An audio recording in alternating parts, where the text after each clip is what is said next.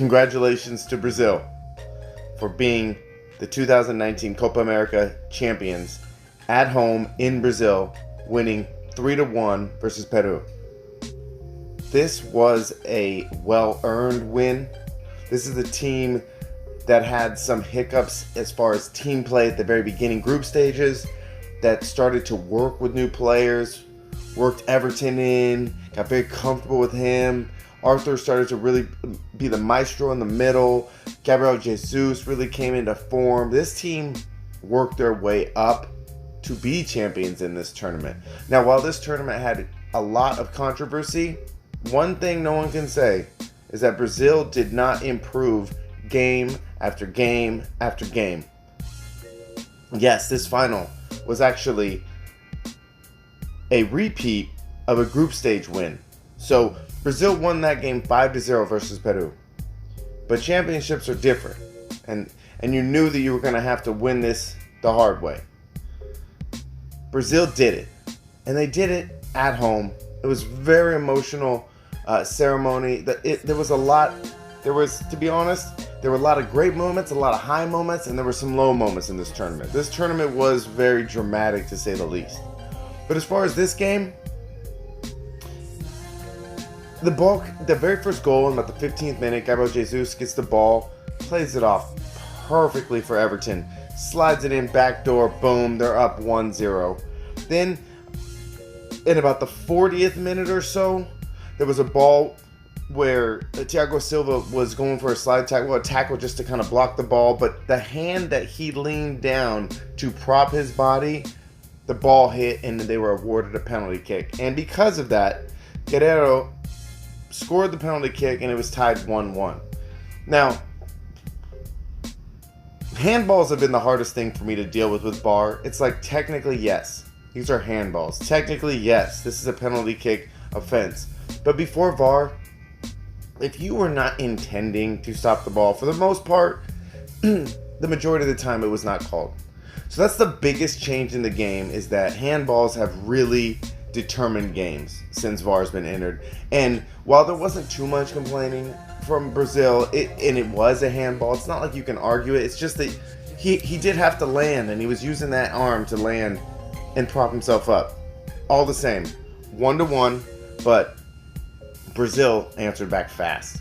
So it was like 3 minutes past regulation, and Arthur's driving the ball up the middle. He sucks in two people. A third person's even starting to lean in. He dishes the ball off and gives it to Gabriel Jesus. He slots the ball to the left. 2-1. And it was beautiful play, right? Then you're going into halftime. And one of the things that happened earlier, one of the things that was really emotional, they ended up winning the final goal. Richarlison scored in the 90th minute as a penalty kick. But one of the things that happened is that Gabriel Jesus picked up 2 yellow cards and he was ejected from a game. Ejected from a game that would have probably seen him be the player of the match, and getting some accolades on the championship game. That award was given to Everton, and I'm not trying to take anything away from Everton. He was a very dynamic player this whole tournament. But it's quite possible that at the time when he was kicked off the field at the 70th minute, Gabriel Jesus had an assist and a goal. And he was doing his thing on that right side. So he gets his very first yellow card. He makes a tackle, and his follow through, his body bumps into the player. Yes, there was impact, but it was not malicious.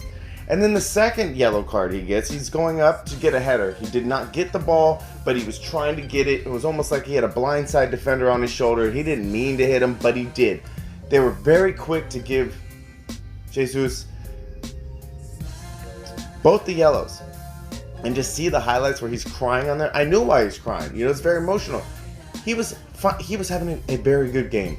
A game in a championship. He wanted to be out there when they win, to win the award, to be there in the pictures, to get there for the ceremony, and he probably would have been player of the finals. Okay? That's very devastating. And it was really heartbreaking to see that. That was no bueno. I didn't enjoy that at all, because I could see that he wasn't being malicious and he was going to miss out in a championship winning ceremony. But some other really good highlights. I am unapologetically one of the biggest fans of Dani Alves in the world, and to see him be a captain and to win the MVP of the tournament, that made my day. That made my day.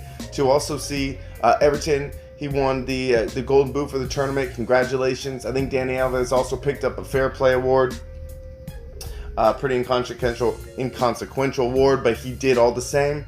As well as Allison got the Golden Glove, and there was a lot of emotion out there. This team started out, the very first game I watched, I remember thinking, wow, there's a lot of pressure on this Brazil team. And then watching the ceremony where they won, getting that monkey off their back, there was hugs. You could tell this team had bonded.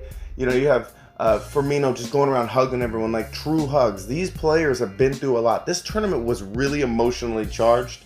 And to see the team come together the way they did as a whole brand new Brazil, fighting through everything they had to win this tournament. Yes, this tournament was full of strange events. But the one thing Brazil did was they fought themselves from the beginning stage game, and they got better every single game, and those players look like they are more bonded with each other because of it. Congratulations, Brazil, champions, Copa America.